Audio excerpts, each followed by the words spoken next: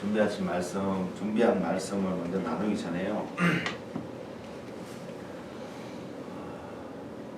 예배를 드리는 가운데 주님께서 이런 마음을 주시는 것 같았어요.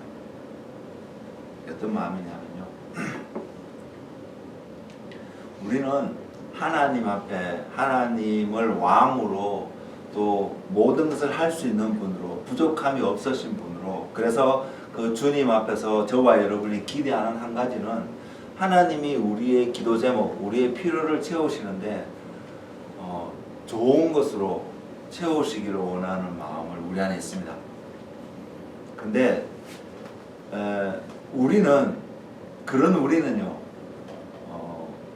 우리가 서로 나누고 이렇게 하는 데 있어서 어쩌면 인색함이 우리 삶 속에 있지 않았나 이런 생각이 들어왔거든요. 왜냐하면 하나님이 우리에게 좋은 것으로 하기를 원하시는 마음이 있다면 저와 여러분은 하나님의 자녀입니다.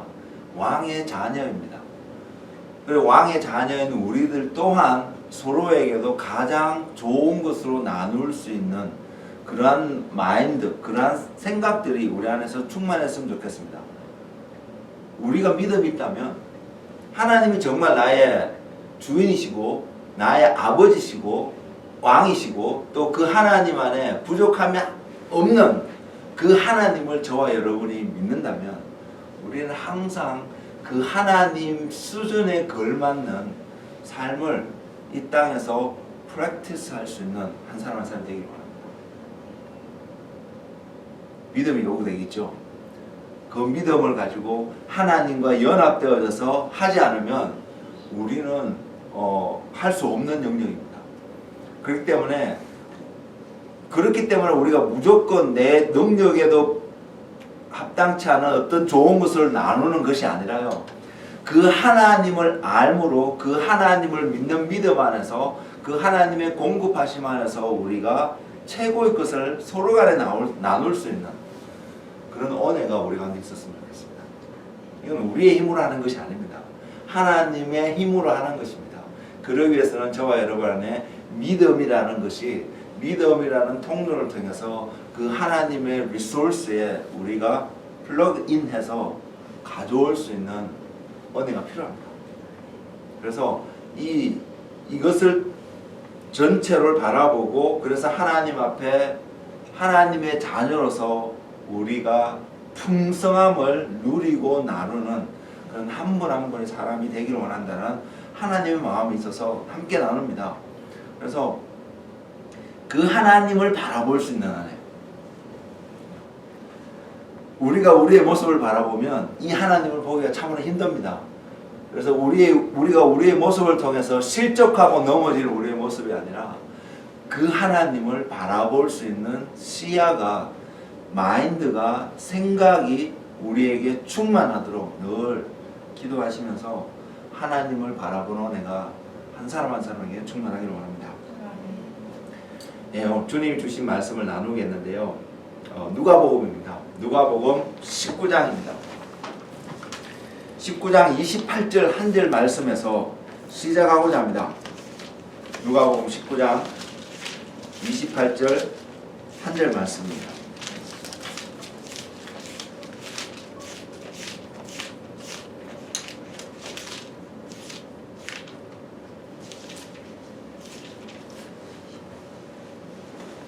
자신 줄 알고 제가 읽어드리겠습니다. 예수께서 이 말씀을 하시고 예루살렘을 향하여 앞서서 가시더라. 자, 말씀의 제목을 예루살렘을 향하여 라고 이렇게 붙였습니다. 제가 오늘 예배를 시작하기 전에 여러분에게도 잠시 나누었던 것처럼 오늘 이 말씀을 준비하기 위해서 주님 앞에 머물고 있었을 때에 주님께서 여러 가지 생각들을 주셨다고 믿습니다. 마치 제가 조금 전에 이야기했던 것처럼 책장에 여러 가지 책들을 보면서 모든 책들이 다 중요하고 좋은 책들인데 어느 것을 선택해야 될까 고민하고 있는 저의 모습. 그래서 어떤 말씀으로 주님 함께 나눠야 될까 고민하고 있는 그 과정 가운데 몇 가지 제목들이 제 눈앞에 지나갔습니다. 그 중에 하나가 오늘 이 예루살렘을 향하여 라는 제목이고요. 또 하나는 어떤 것이었냐면 그리스도의 십자가라는 제목이 또한 지나갔었습니다. 우리가 이 그리스도의 십자가에 대해서 전혀 모르는 그런 사람들은 분명히 아니라고 믿습니다. 그래서 주님 이것을 어떻게 표현을 하고 나누는 것이 우리에게 또한 신선함을 줄 수 있는 그런 메시지들까 이렇게 고민하고 있었는데 이 선택하기가 쉽지 않았거든요. 그러면서 이제 선택하게 된 말씀이 이 예루살렘을 향하여 라는 이 말씀인데요. 그래서 준비를 하게 되었습니다. 저 안에 이 제목을 갖고 이렇게 말씀을 준비하면서도 고민이 되었던 부분이 있습니다. 처음부터 끝까지 다 이렇게 정리를 해 놓은 상태임에도 불구하고 정말로 주님이 이것을 전하기를 원하실까? 그 한 이유를 예배 시간 전에 제가 나눠드렸던 것처럼 그것이 한 이유였던 것을 조금 전에 발견하게 되었는데 어쨌든 그런 이유들 때문에 정말로 주님이 이것을 전하기를 원하실까? 이렇게 고민을 하고 있는데 저희 아내가 저한테 묻더라고요. 하나님한테 말씀을 받았냐고. 그래서 준비는 다 됐던 상황이었습니다. 근데도 선뜻 말씀을 받았다라고 이렇게 나눌 수가 없는 어떤 상태가 제 안에 있었습니다. 그러니까 제 아내가 정답인데 때로는 싫은데 제 아내에게 던져준 말이 있습니다. 뭐냐면 하나님 앞에 가 기도하러 가라는 것이죠. 저도 때로는 싫거든요. 그렇게 하기 싫은 부분이 있거든요. 근데 정답이죠. 가야 된다는 거, 가서 이 문제를 해결해야 된다는 거 알기 때문에 좀 머뭇거림이 또 있었지만 내려왔습니다. 내려와서 기도하고 하나님 앞에 나와서 하나님 준비한 게 있습니다. 준비한 게 있는데 이거 아니라면 내려놓고 하나님이 준비하신 전하기를 원하는 메시지를 전하겠습니다. 이런 마음을 갖고 있는데 주님이 이것을 전하기를 원하는 마음, 감동을 컨펌을 받았습니다. 그러면서 주님께서 한 개 더 깨닫게 하신 것은 자, 지금 예루살렘을 향하여 가신 주님의 모습을 제가 여러분한테 나누어 드릴 것입니다. 나누는데 공교롭게도 오늘이 바로 그날입니다. 주님께서 예루살렘으로 들어가셨던 날, 그것도 어떻게 들어가시냐면 나귀 새끼를 타고 들어가셨고요. 사람들이 나와서 종려나무가지, 팜추리 나무가지를 들고 주님을 환영하면서 호산나 다윗의 자손으로 오시는 이여 이렇게 환영하면서 주님을 영접했던 바로 그날입니다. 2000년 전 그날이 오늘입니다. 그리고 우리가 잘 알다시피 이날 이후에 며칠 이후에 주님께서는 십자가로 가셔서 죽음을 맞이하시는 바로 그 주간에 있는데 주님 이 말씀을 통하여서 주님이 왜 예루살렘으로 가셨냐는 것이죠. 그 이야기를 좀 나누고자 합니다. 그리고 토요일날 내려와서 기도하고 있을 때에 주님 앞에 나왔을 때 그 이유를 하나 주셨는데 주님이 제게 깨닫게 하신 그 표현은 이것입니다. 주님께서 예루살렘으로 가신 이유는요. 그것이 주님의 부르심이기 때문입니다. 주님의 부르심이 무엇인지 오늘 말씀을 나누면서 구체적으로 조금 더 나누도록 하겠습니다. 근데 주님이 예루살렘으로 가셨던 그 이유의 가장 큰 명제는 주님의 부르심이라는 사실입니다. 주님은 그 부르심을 향해서 달려가고 있습니다. 달려가셨습니다. 그리고 저와 여러분은 오늘을 사는 우리는 또한 주님의 제자로서의 삶을 살아가기를 원하고 주님을 닮기를 원하는 마음이 우리 안에 있습니다. 그렇다면 이 말씀 앞에서 우리가 적용해 볼 수 있는 한 부분은 우리 또한 우리를 향한 하나님의 부르심을 향하여서 걸어가는 저와 여러분이 되어야 된다는 사실입니다. 그렇게 되어질 때 우리는 주님을 따라가는 제자의 삶의 한 영역을 이루어가는 삶이 될 수 있음을 분명히 볼 수 있었습니다. 그래서 우리가 그렇게 해서 또한 부르심을 향해서 달려갈 수 있는 그런 은혜가 우리 가운데 넘치기를 원하고 그 주님 앞에 나왔을 때 마지막으로 우리가 주님 앞에 섰을 때에 저와 여러분이 부르심의 향을 향하여서 상을 향해서 열심히 달려왔다라는 그 칭찬을 듣는 한 사람 한 사람 되기를 소망합니다. 열정이 없으면 달려가지 못할 것입니다. 그래서 우리 안에 날마다 그 열정을 가지고 주님을 향한, 주님을 따라가는, 달려갈 수 있는 열정이 있기를 원합니다. 예루살렘으로 가셨다고 말씀을 드렸는데, 유대 민족들에게는요, 이스라엘 사람들에게, 특히 20세 이상 된 남자들에게는 적어도 1년에 3번 정도는 하나님 앞에 나와야 하는 절기가 있습니다. 그 절기들이 무엇이냐면 무교절이라고 표현하는 6월절이 있고요, 또 맥추절이라고 표현되어지는 추수감사절과 비슷한 그러한 절기가 있습니다. 그 해의 첫 소산을 하나님 앞에 드려야 되는 그 절기가 맥추절이라고 표현되어지고 있고요, 또 수상절이라고 표현되어진 또 절기가 있는데, 이것은 언제냐면 겨울이 시작되기 전에 그 한 해 동안 모았던 모든 거두어들었던 수확물들을, 음식물들을, 여러 가지들을 저장하게끔 해서 지키게 되는 그런 절기가 있습니다. 이 절기들에 이들이 뭘 해야 되냐면 여호와 하나님 앞에 나와야 된다고 말하고 있거든요. 그 말은 하나님이 계신 곳에 그들이 모여야 된다는 사실입니다. 이 절기들 때 그들이 가장 많이 하는, 공통적으로 보편적으로 나타나는 것이 모여서 하나님을 예배하고, 그 예배하는 것이 또한 축제의 시간이었습니다. 오늘날 경건의 이름으로 조용하고 그렇게 예배드리는 그런 모습이 아니라, 그들이 모여서 이때 드리는 그 예배한 모습이 축제에 하는 모습이었습니다. 그래서 서로가 먹고 마시고 축하하며 하나님을 찬양하고 예배하는 그 모습으로, 그 절기의 한 부분으로 하나님께서 모세의 입을 통해서 그들에게 요구하셨습니다. 적어도 이 세 절기는 너희들이 나에게 와서 너희의 몸을 보여야 된다는 것이죠. 하나님 앞에 나타나야 된다는 것이죠. 이것이 출애굽기 23장 17절에 기록되어 있는데, 이런 표현으로 기록되었습니다. 내 모든 남자는 매년 3번씩 주 여호와께 보일지니라 라고 이렇게 명령의 말씀으로 주셨습니다. 이것은 이 6월절이든 맥추절이든 수장절이든 어떠한 절기를 이렇게 모이든, 이들이 이렇게 모였을 때는 하나님께서 이들을 통해서 기억하기를 원하는 것은 하나님이 이들의 모든 삶의 근원이고, 이 하나님으로 말미암아 이들이 누릴 수 있는 모든 축복들을 얻을 수 있었다는 것을 그들이 기억하기를 원했다는 것을 우리는 알 수 있습니다. 그래서 하나님이 적어도 1년에 3번쯤 20세 이상 되는 모든 이스라엘의 남자들은 하나님이 계신 곳으로 모여야 되는데, 그 하나님의 계신 곳을 상징되어지는 장소가 예루살렘입니다.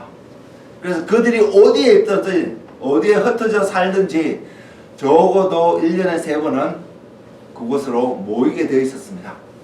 오늘날에도 모든 이스라엘 백성들이 이 절기를 지키고 있는지 저 개인적으로는 잘 모릅니다. 그럼에도 불구하고 이스라엘 백성이라면 이것을 요구하셨던 하나님의 모습을 우리는 성경 속에서 얼마든지 발견할 수 있고요, 예수님께서 2000년 전 오늘 예루살렘으로 가셨던 그 한 이유도 그들 안에 있었던 유대 민족으로서, 예수님이 유대인이셨잖아요. 유대인으로서 지켜야 될 그러한 절기들이 있었기 때문에, 또한 주님은 그곳으로 향해서 가셨습니다.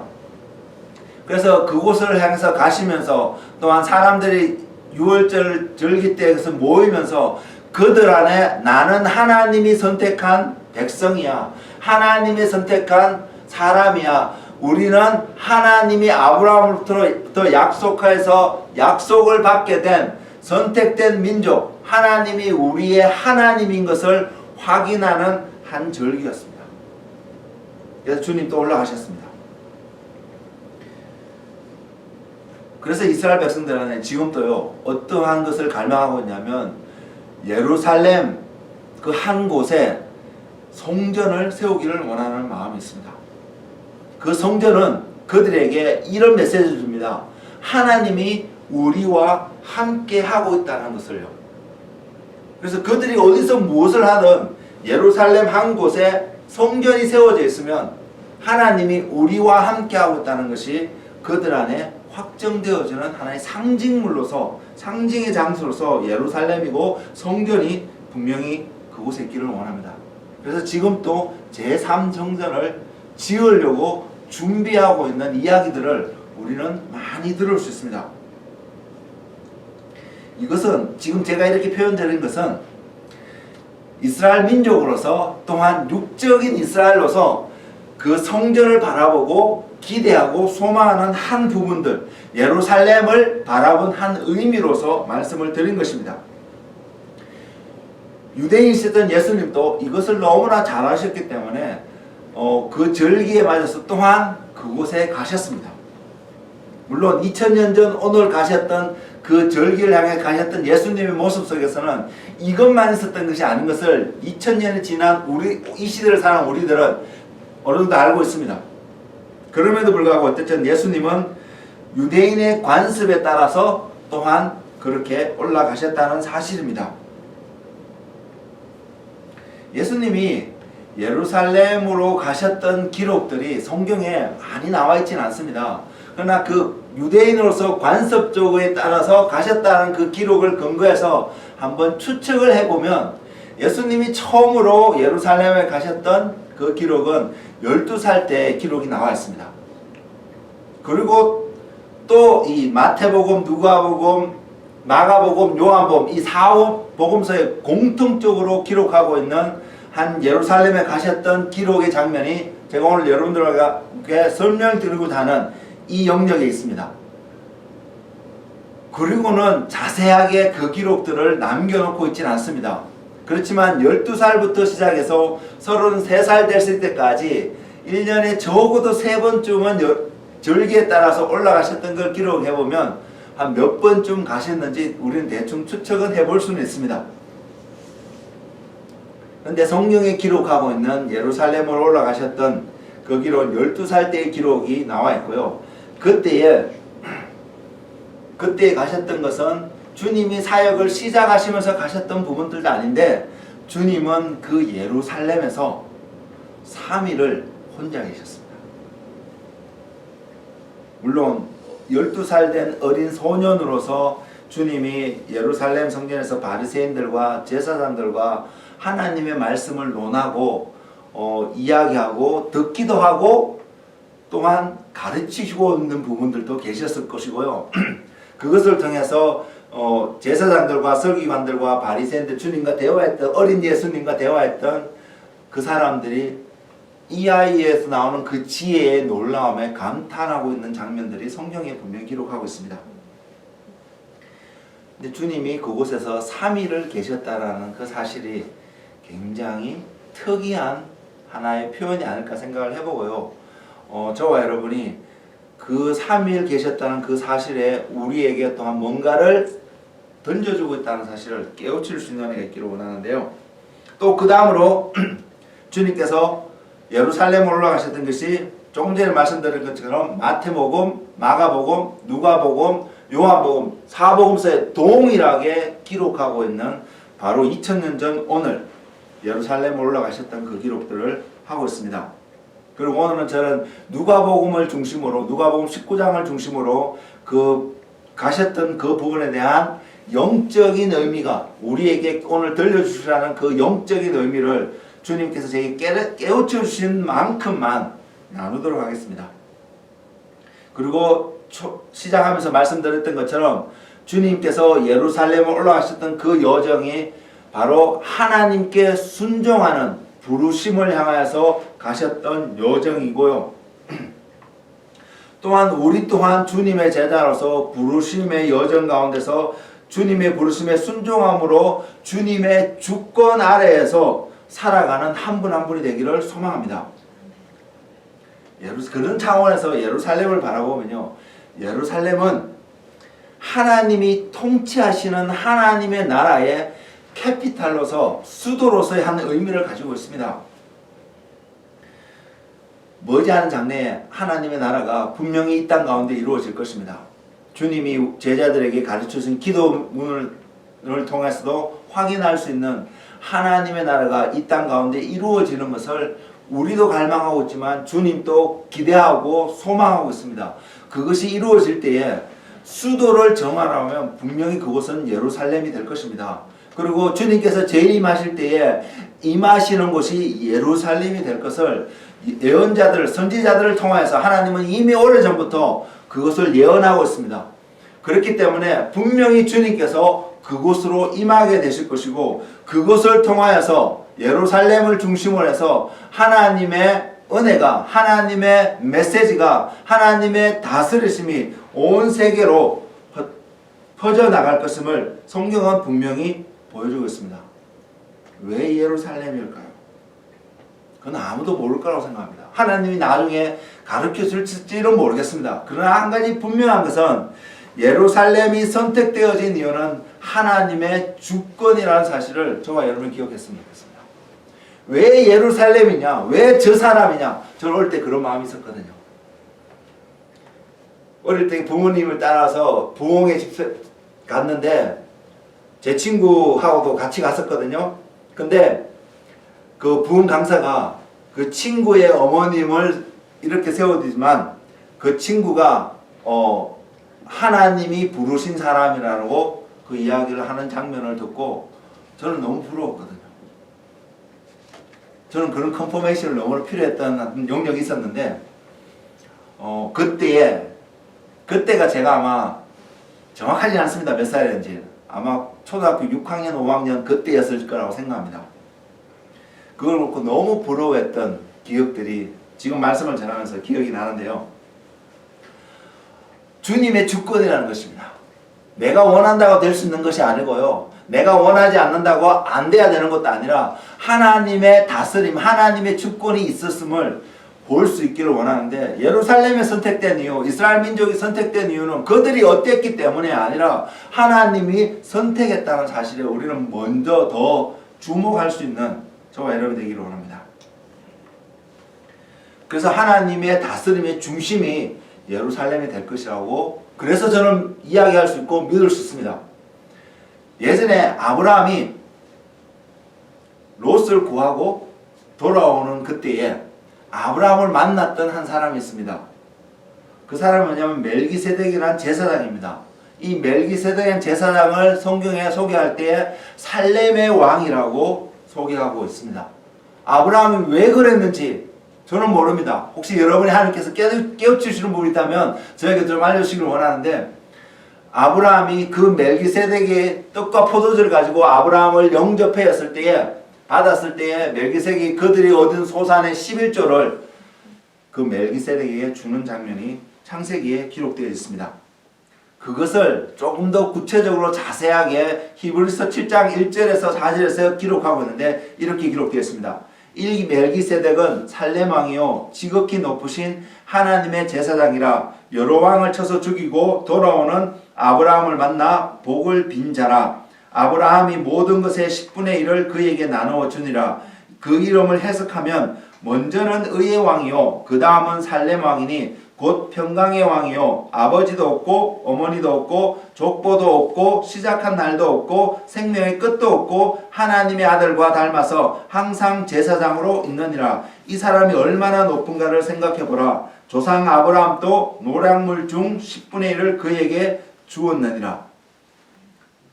이 말씀을 통해서 우리는 알 수 있는 것이 이 멜기세덱이 예수님을 의미하고 있구나 라는 것을 우리가 분명히 알고 있습니다. 그리고요 아브라함이 살았던 당시에 살렘이란 그 예루살렘을 다스리고 있던 이 멜기세덱이 다스리고 있다는 것을 알 수 있는데 실제적으로 그 땅을 차지하고 어떤 테리토리를 가지고 다스렸는지 아니면 이게 영적인 의미로 우리에게 메시지를 주시기 위해서 하나님이 이렇게 성경에 기록해 놓은지 정확하게 알지는 못하겠습니다. 그럼에도 불구하고 분명한 것은 살렘이라는 곳에 왕이었다는 것을 성경은 분명히 이야기하고 있습니다. 왕이셨기 때문에 우리가 알 수 있는 것은 그분이 그 지역을 영적이든 육적이든 다스렸던 분인 것은 우리가 분명히 알고 있습니다. 알 수 있습니다. 왕의 특징이기 때문에요. 왕이기 때문에요. 왕이 아닌 사람으로 소개되었으면 다스리지 않았구나라고 추측할 수 있는데 왕이었기 때문에 그분이 멜기세덱이라는 그분이 살렘을 다스렸다는 것은 분명히 알 수 있습니다. 주님으로 표현되어진 멜기세덱이 다스린 곳이 예루살렘이라는 것입니다. 그리고 그 다스림을 받았던 그 예루살렘의 주민들, 그 다스림의 영향력이 있었던 그 사람들이 느꼈던 삶의 특징은 무엇이냐면 평강이라는 사실입니다. 그래서 이 예루살렘의 이름이 평강이라는 의미가 있고요. 멜기세덱이 살렘의 왕, 평강의 왕이라고 소개되어지는 것입니다. 그가 다스렸는데 그 평강의 모습이 어떠하든 상관없이 그것이 평강이라고 표현되어질 수 없는 상황이었다면 멜기세덱이 평강의 왕으로 소개되지 않았을 것입니다. 우리가 잘 알다시피 예수님 또한 우리들에게 소개되어지기를 평강의 왕으로 소개되어지고 있습니다. 또한 요한복음에서 주님께서 약속하고 말씀해 주시기를 평강을 주시겠다고 약속을 하셨고요. 주님이 주시는 그 평강은 세상이 주는 것과 다르다고 분명히 말씀하셨습니다. 그래서 우리는 그 평강을 누릴 수 있고 경험할 수 있는 사람들입니다. 오늘날 예수님을 믿든 안 믿든 수많은 사람들이 그런 표현을 합니다. 특히 이스라엘과 관계 있는 이스라엘 조금이라도 아는 사람들, 이스라엘 민족들 뿐만 아니라 조금이라도 아는 사람들은 동일하게 표현하는 표현이 있습니다. 그것이 뭐냐면 예루살렘의 평화를 위해서 기도하라고 요청을 하고 요청을 받습니다. 그것을 기도하고 요청하고 요청받는 사람들이 그 말을 들었을 때 어떤 생각을 하게 될까요? 아마 여러분들도 첫 번째 들어온 생각은 지금 또 그 지역에 갈등이 있고요. 전쟁이 있습니다. 그러니까 평강을 위해서 평화를 위해서 기도하라는 그 요청 속에서 내가 한다고 말했을 때 그곳에 평강이 있기를 전쟁이 없기를 바라는 마음을 기도할 수 있을 것입니다. 이거 틀렸습니다. 전쟁이 없는 것은 하나의 결과일 뿐이고요. 평화스러운 상태를 나타내는 하나의 결과일 뿐이고요. 전쟁이 없도록 기도하는 것이 아니라 우리는 이 요청 앞에서 우리가 기도해야 될 온전한 기도의 모습은 주님이 다스리는 곳이 되도록 기도해야 된다는 사실입니다. 평화는 그래서 주어져야 되는 것이기 때문입니다. 그때 주어진 평화가 온전한 평화이기 때문입니다. 전쟁이 멈춰지는 것 자체만으로 우리가 기대하고 소망하는 것은 세상 사람들이 바라볼 수 있는 기대일 수는 있겠지만 예수님을 믿는 우리라면 예수님이 그 예루살렘을 다스리는 자로서 그곳에서 높임을 받기를 원하는 그 차원에서 우리는 기도하고 접근해야 된다는 사실입니다. 다시 한번 강조하지만 예루살렘은 주님이 다스리는 장소가 되어야 합니다.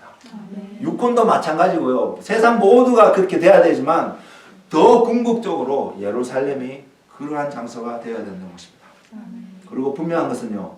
주님이 다스리는 모든 곳은 이 평강을 반드시 누리게 될 것입니다.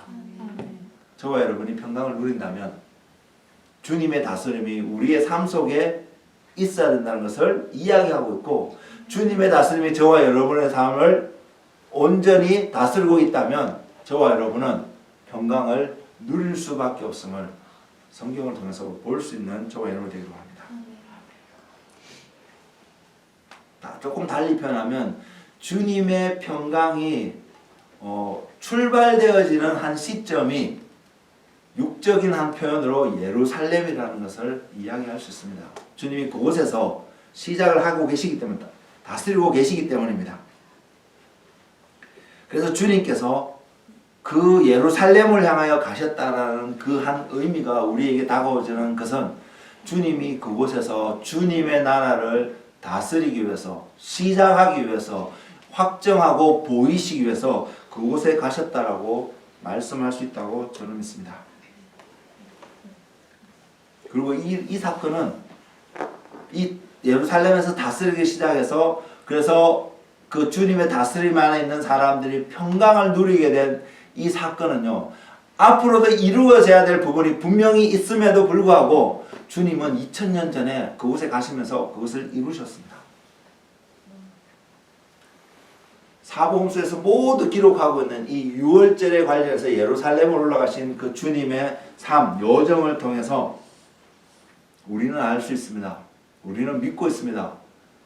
무엇을 믿냐면 주님께서 그곳에서 죽으심으로 십자가에 달려 돌아가심으로 저와 여러분이 세상에 있는 모든 죄인들이 하나님과 화평을 이루게 되는 사건이 이루어졌다는 사실입니다. 다른 절기도 아닌 6월절에 이 일을 이루셨다는 것입니다. 물론 주님이 예루살렘 올라가신 그 모든 것들을 그렇게 할 수밖에 없는 많은 다른 이유들이 성경을 통해서도 확인할 수 있습니다. 오늘은 그런 말씀을 드릴 수는 없고요. 오늘 저와 여러분이 한 가지 기억하는 중요한 한 메시지는 하나님의 다스림의 시작을 위해서 주님이 그곳에 가셨다는 사실입니다. 그리고 그것의 시작의 한 첫 출발점을 주님이 죽으심으로 하나님과 우리 사이에 막혔던 담을 흐시고 하나님과 우리 사이에 원수되었던 것들이 무너져서 화평을 이루게 되는 사건을 이루셨다는 사실. 이것은 이미 2000년 전에 이루어졌다는 사실입니다.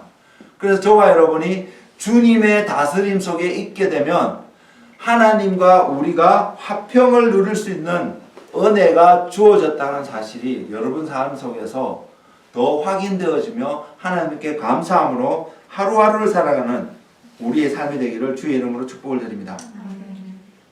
우리가 잘 알고 있는 이야기입니다. 주님이 6월절에 어린 양으로 부르심을 받고 오셨고 실제로 그 어린 양으로 이 땅에서의 육신적인 삶을 마감하셨다는 사실을 우리는 잘 알고 있습니다. 이것은 출애굽을 당시에 일어났던 사건입니다. 하나님께서 모세를 통하여서 1년 된 어린 양을 잡아서 그 피를 문설주에 다 바르고 모든 사람들이 그 안에 모이라고 했습니다. 각 가정별로 숫자들로 상황에 맞게끔 누구든지 그 피가 발려진 그 집안에 있는 모든 사람들은 하나님의 죽음의 심판을 건너뛰게 되는 사건을 하나님의 약속을 하셨고 실제적인 그 사건이 2000년 전 오늘로 시작해서 진행되었고 3일 뒤에 며칠 뒤에 이루어졌습니다. 다음 주일을 우리가 부활절 주일로 지키게 되는데 그 부활절 주일, 부활의 주님을 만나볼 수 있는 사건이 바로 거기서 출발이 되었습니다. 출애굽 당시에 애굽에 살았던 모든 장자들은 다 죽었습니다. 심지어 이스라엘 백성들의 장자들도 그 약속되어진 어린 양의 피가 발려진 집안에 있었지 않았다면 다 죽었을 것입니다. 이스라엘 백성은 말할 것도 없고요. 애굽 사람들도요. 만일 이스라엘 백성과 같이 그곳에 있었으면 장자들이 살았을 것입니다.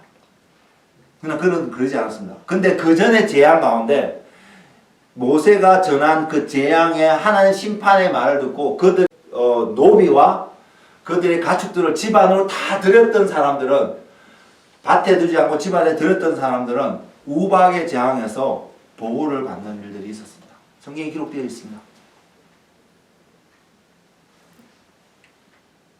출애굽 당시에 경험했던 그 사건의 실제가 예수님을 통해서 예루살렘에서 분명히 이루어졌습니다. 주님의 보혈 아래 있으면 우리는 이 은혜를 경험할 수 있습니다. 그 말은 다른 말로 표현하면요. 주님의 다스림 안에 우리가 놓여 있으면 우리는 하나님이 약속하신 주님이 약속하신 평강의 삶을 우리는 살아갈 수 있다는 사실입니다. 이것은 주님만이 하실 수 있는 일이었습니다. 우리도 십자가를 지고 따라가야 되는 삶이 부르심이 우리 안에 있는데 주님이 지신 십자가와 우리가 져야 될 십자가의 그 차원이라고 표현할까요? 그것은 좀 다릅니다. 그러나 결과는 동일합니다. 주님도 그 십자가를 지심으로 죽음을 경험하셔야 했고 우리도 십자가를 짐으로 우리가 죽었다는 것이 확정되어지는 그 삶이 우리 안에 나타날 때에 저와 여러분은 십자가를 지는 것입니다. 제가 예전에도 한번 말씀을 드린 것 같은데 십자가는 우리의 죽음을 이야기합니다. 우리 안에 있는 어떤 버든을 이야기하지 않습니다. 고난을 이야기하지 않습니다. 십자가가 우리가 져야 되는 십자가, 그것은 우리의 죽음을 이야기하고 있습니다. 우리가 죽을 때에 주님을 온전히 따라갈 수 있다는 사실입니다. 내가 살아서는 주님을 온전히 따라갈 수 없음을 주님은 명확하게 우리에게 말씀해 주셨습니다. 주님을 따라가기를 원하세요. 그러면 내가 죽고 주님을 온전히 따라갈 수 있는 그 은혜가 우리 가운데 충만하기를 원합니다.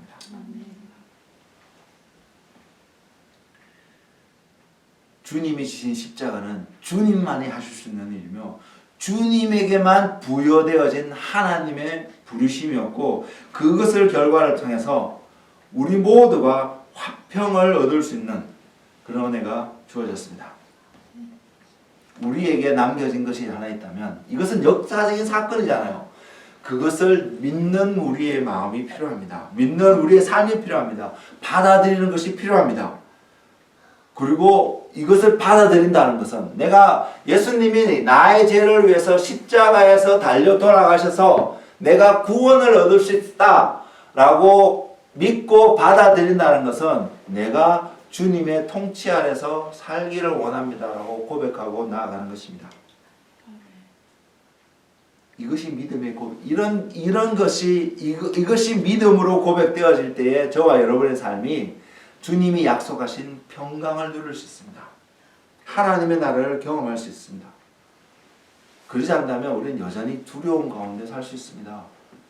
죽지 않을까 두려움 가운데, 염려하는 가운데 하루하루를 우리는 살아갈 수 있습니다. 우리가 이 두려움을 이길 수 있는 길은, 죽음을 이길 수 있는 길은 이거 하나밖에 없거든요. 주님이 나의 삶을 다스리는 주인으로서 내 삶 속에서 고백되어질 때에, 받아들여질 때에, 선포되어질 때에 우리는 죽음이라는 두려움조차도 극복하며 살아갈 수 있다는 사실입니다. 그 외엔 길이 없습니다. 다른 방법이 없습니다. 다른 길을 찾는다면 어리석은 자입니다. 여러분 안에 염려가 있고, 여러분 안에 두려움이 있고, 여러분 안에 다른 어떤 문제가 있다면 내가 이것을 안 하면 괜찮을까? 이것을 안 하고 다른 것을 하면 괜찮을까? 이것을 생각해서 될 문제가 아니라 그거는 그 결과로 나오는 하나의 삶의 열매일 뿐이고요. 저와 여러분 안에서 확인되어야 될 한 부분이 주님의 다스림이 내 삶 속에 있는가 하는 것입니다. 내가 그 다스림 안에 들어가 있기를 원하는가? 그것이 우리의 고백일 수 있고요. 그 고백 안에서 주님의 다스림 속에 살아갈 때 우리는 전혀 두렵지 않을 수 있습니다. 초대교회에 지금 또 수많은 사람들이 순교하는 이유는 하나님께서 놀라운 축복을 약속하고 있기 때문만이 아니라 하나님의 다스림 속에 있는 것이, 하나님과 함께하는 그 삶이 어떤 것이 조금이라도 맛보았기 때문에 그들은 구차하게 살기보다 그 죽음의 자리로 갈 수 있다는 사실입니다.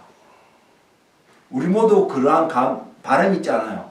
그러한 유혹과 고난이 다가왔을 때 하나님을 선택할 수 있는 그 은혜가 있기를 원하는 마음이 있잖아요.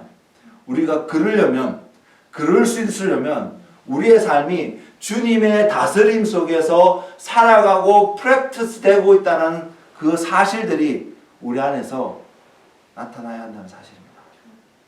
그 은혜가 우리 가운데 있기를 원합니다.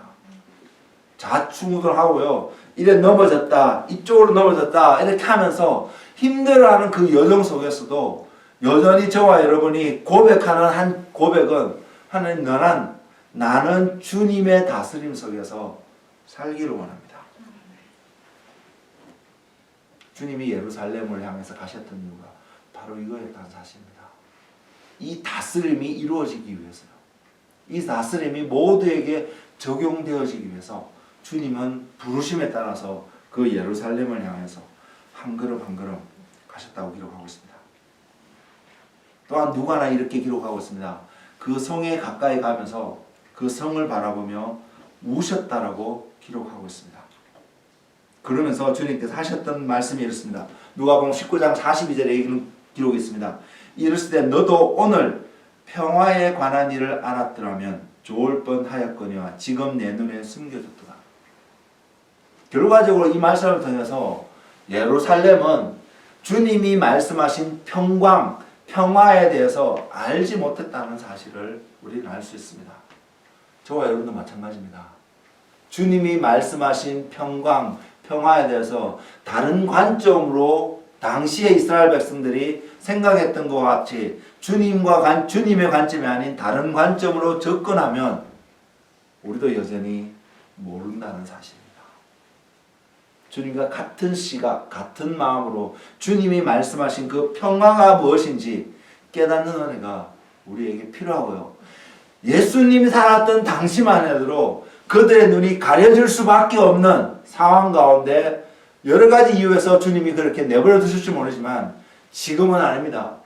지금은 우리로 하여금 그 가려지는 상황 속에 내버려 둘 수 있는 그러한 상황 가운데 놓여있지 않습니다. 주님이 이미 그 일들, 십자가를 통해서 그 일들을 행하셨기 때문에 저와 여러분이 주님 앞에 나아가기만 하면 이것은 더 이상 감추어지고 가려지는 상황이 아니라 드러날 수밖에 없는 비밀이라는 것이죠. 그래서 사도 바울은 그의 글 속에서 mystery, 비밀이라는 표현을 이야기합니다. 비밀은 감추어진 것입니다.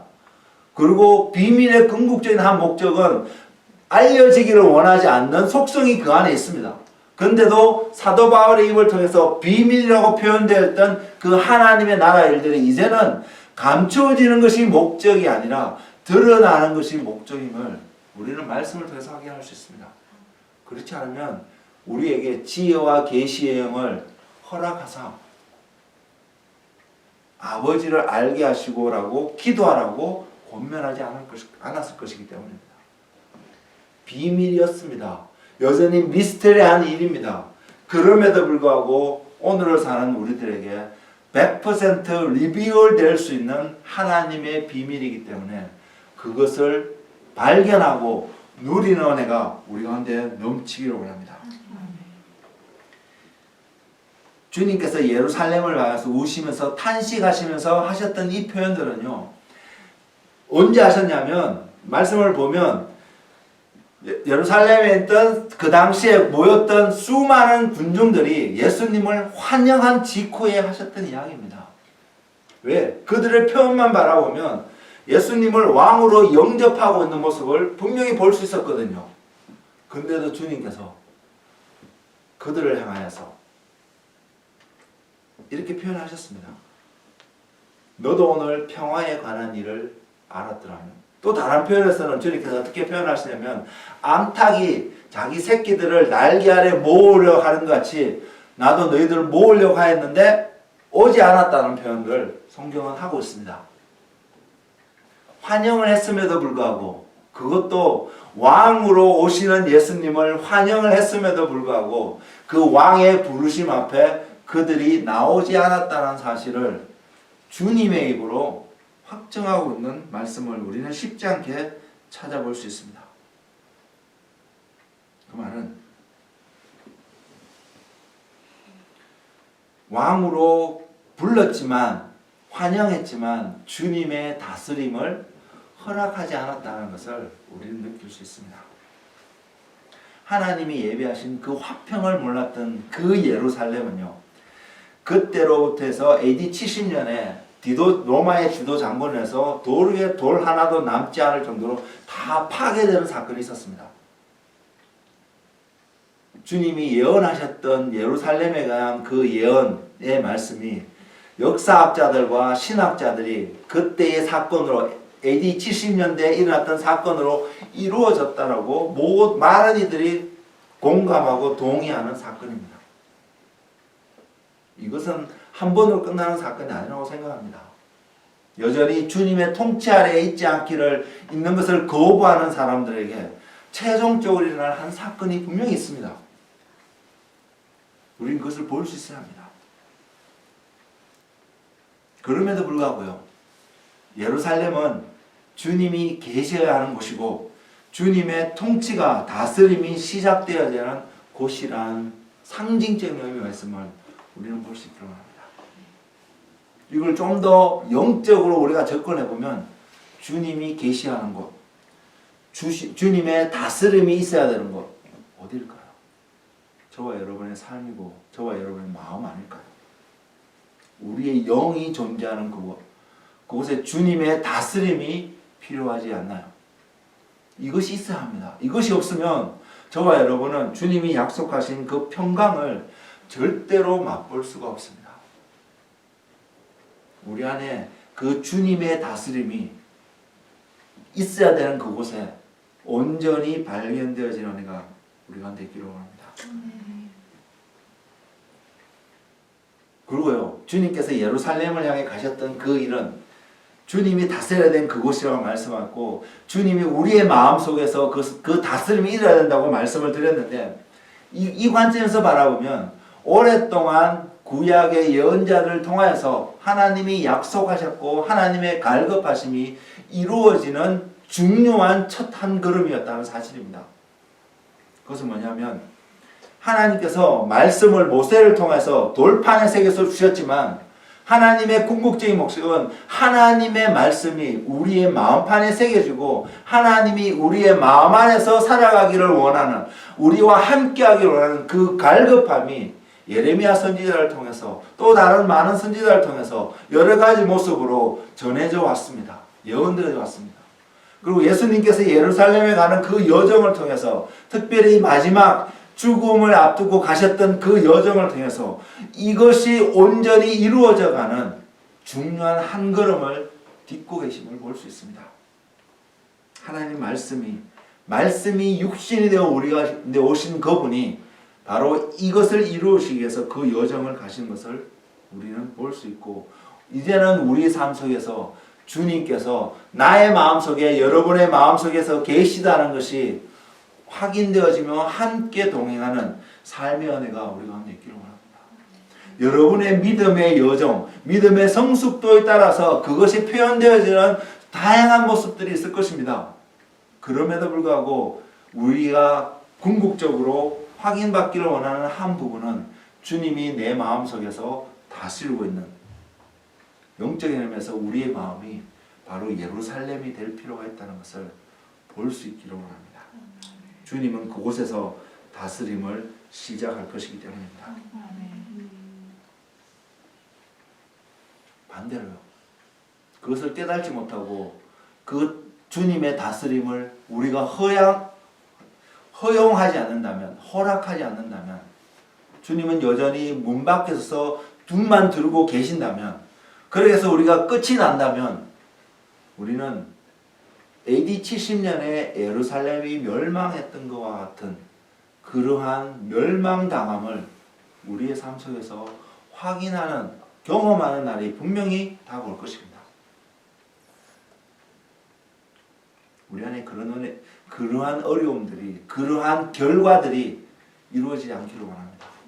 그래서 주님을 영접함으로, 주님의 다스림 속에 내가 있으므로 하나님이 약속하신 평강 가운데 하루하루를 살아가는 저와 여러분 되기를 주의 이름으로 축복을 드립니다. 또한 주님께서 예루살렘 성으로 들어가셔서, 예루살렘 그 성 자체의 목적이라보다는 더 궁극적으로 바라보면 예루살렘 성 안에 지어있는 성전이 더 궁극적인 목적이었다고 우리는 분명히 말할 수 있습니다. 주님이 주로 그곳에 가셨습니다.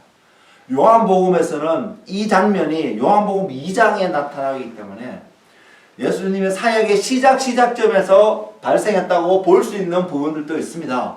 그리고 이것이 얼마나 자주 있었는지 모르지만, 그러나 누가복음을 통해서는 예수님이 죽기 바로 직전에 예루살렘을 들어가셔서 그 성전성에서 행하신 일들, 요한복음 이 내용도 마태복음, 마가복음 다 기록되어 있습니다. 근데 요한복음만 2장에 기록되어져 있고요. 마태복음, 마가복음, 누가복음에서는 다 주님의 공생의 마지막 부분에 해당하는 상황 속에서 그 장면을 기록하고 있습니다. 그것은 뭐냐면 성전을 청소하신 장면입니다.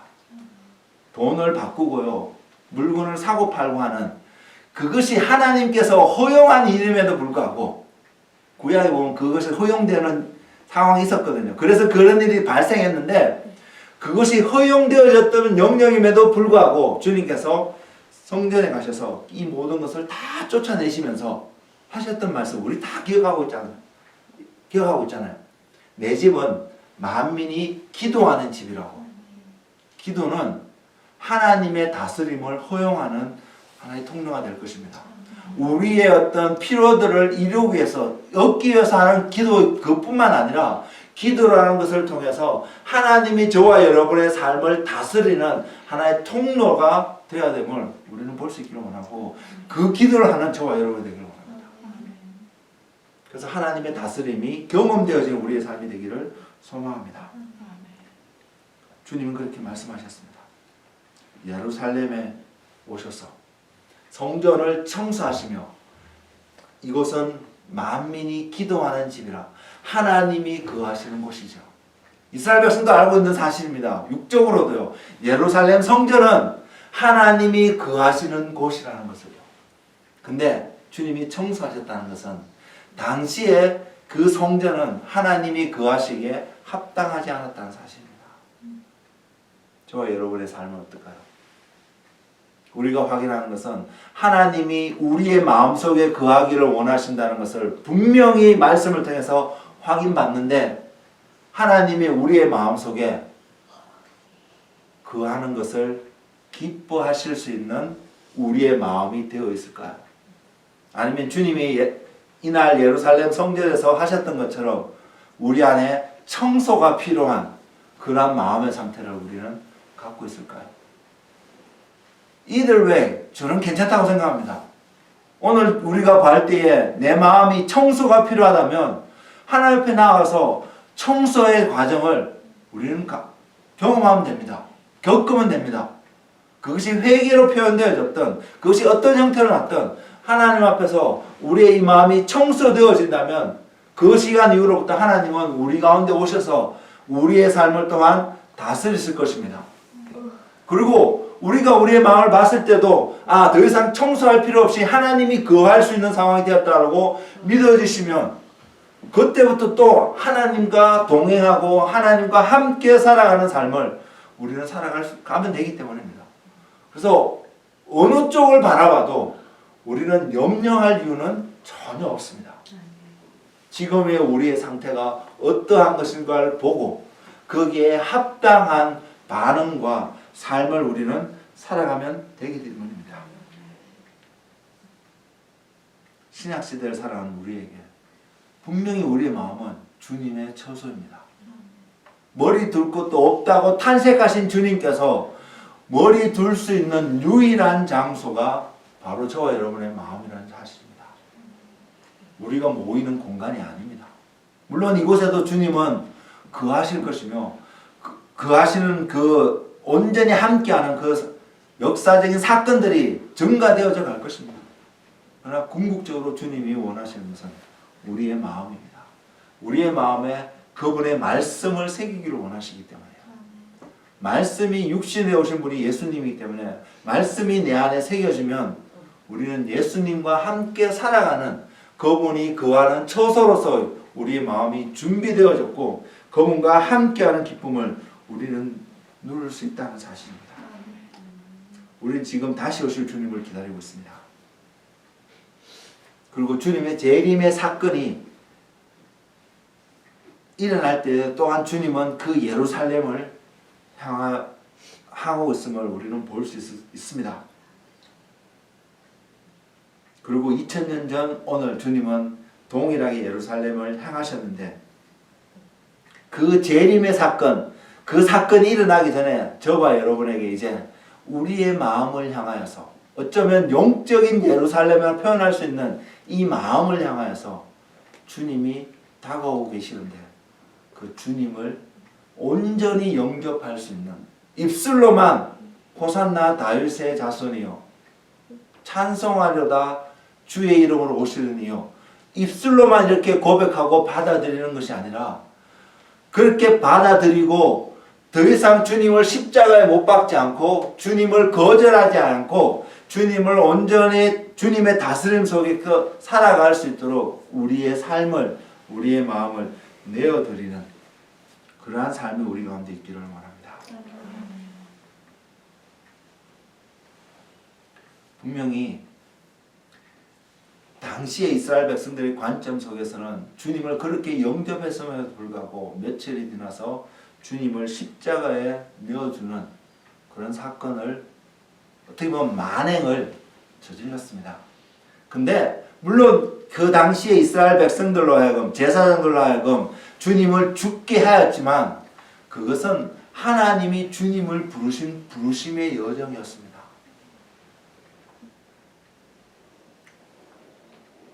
주님은 어떤 일에서든 그 자리로 가셨다는 사실입니다. 부르셨기 때문에요.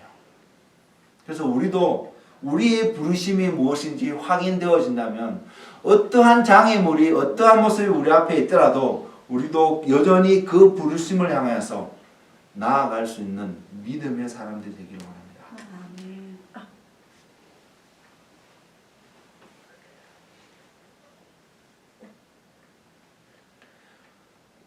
오늘을 사는 우리들, 당시에 사는 사람들과 비교해보면 그들이 직면했던 한 가지는 진리이며 생명이신 메시아를 죽음에 내어줌으로 십자가에 못 박게 되는 어리석음을 행했을지는 모르지만 오늘을 사는 우리들도 동일한 그러한 일들을 행할 수 있습니다. 그런 것이 예수님을 다시 십자가에 못 박는 그런 일이 아닐 수는 있지만 당시에는 그렇게 해서 주님을 내몰았다면 오늘을 사는 우리들은 주님을 거절함으로, 다시 말해서 주님의 다스림을 거절함으로 동일하게 우리도 그와 같은 똑같은 어리석음 가운데 빠질 수 있음을 기억하고 나는, 오늘을 사는 나는 2000년 전에 예수님을 환영했지만 죽음 가운데 내몰았던 그 사람과 같은 동일한 삶으로 살아가는지 아니면 하나님의 다스림 가운데 내 자신을 드리며 그 다스림의 은혜 가운데 살아가기를 선택하는 한 사람인지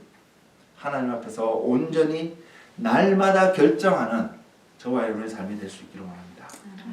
그리고 하나님의 은혜 가운데서 주님을 선택하는 우리가 되기를 원합니다. 그리고 한 가지 더 말씀드리기로 하는 것은요, 주님이 다스린다는 이 말씀에 대해서 가볍게 생각하지 마시기 바랍니다. 만왕의 왕이십니다. 모든 것을 할 수 있는 분이시 저와 여러분을 위해서 십자가에 달려 돌아가셔서 죽으셨고 우리를 너무 사랑한다는 그 개념 때문에 주님이 우리를 다스리는 그 다스림의 주님의 통치권에 대해서 너무 가볍게 생각하지 않는 저와 여러분 되기를 원합니다.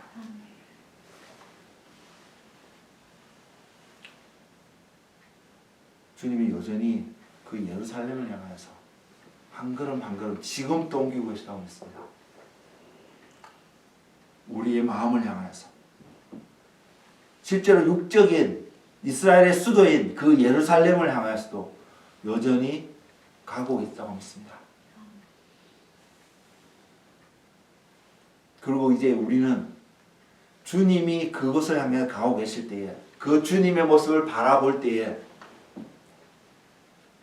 주님을 온전히 환영함으로 기쁨으로 맞이할 수 있는 그런 하나님의 사람들이 되기를 바랍니다. 다시 한번 강조해서 한 말씀을 드립니다. 주님의 다스림은요, 예루살렘에서 시작된다고 말씀을 했는데 그 다스림은 바로 주님의 말씀이 선포되어지는 그곳이며 주님의 은혜와 긍휼이 펼쳐질 수 있는 장소입니다. 다른 말로 표현하면 주님의 평강을 맛볼 수 있는 곳입니다. 그리고 우리가 그 주님을 영접하게 될 때는 바로 하나님의 말씀을 들을 수 있는 은혜가 우리에게 주어질 것이며 그 말씀으로 말미암아 하나님의 은혜와 긍휼을 경험하고 평강을 경험하는 그 은혜가 우리 가운데 분명히 있게 되지만 반대로 그 다스림을 거절하는 삶이 되어질 때에 우리는 멸망당할 수밖에 없는 그 참혹한 결과를 우리는 보게 될 것입니다. 이제 우리는 어느 때보다도 지혜로워야 할 그 시점에 살아가고 있습니다. 세상에서 보이는 모든 것들은 한순간입니다. 순간적으로 가질 수도 있고요. 순간적으로 잃어버릴 수도 있습니다. 이러한 순간적인 일시적인 것들로 인해서 우리의 영원한 주님의 약속들을 놓쳐버리는 어리석은 삶을 살아가지 않기를 원합니다. 잠언서 12장 1절인가요? 그곳에서는 이렇게 표현하고 있지 않습니까? 청년의 때에 창조주를 기억하라고. 그 청년이 젊은 사람만을 지칭하는 모습으로 우리에게 들려지는 것이 아니라 우리가 이 땅에서 호흡하고 있는 매 순간순간 창조주 하나님, 제가 지난 금요일 날에 말씀드렸던 것처럼 알파와 오메가 되신 바로 그 하나님을 기억하는 우리의 삶이 되기를 원합니다.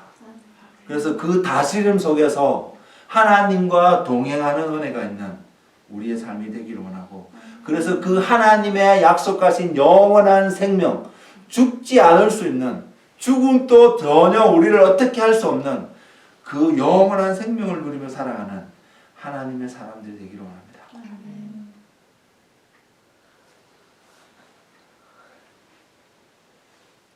다시 한번 강조드리면 재림 때에도 주님은 예루살렘을 향하여 오실 것입니다. 그리고 그 예루살렘은 다스림의 시작이고 다스림의 완성이 이루어지는 한 상징적인 장소로 우리에게 들려질 것입니다. 저와 여러분의 삶이 또한 그러한 장소가 되기를 원합니다. 그래서 하나님이 다스리는, 하나님의 축복이 넘치는, 하나님과 동행하는 기쁨을 느끼는 한 분 한 분 되시기를 주님의 이름으로 축복을 드립니다. 기도하겠습니다.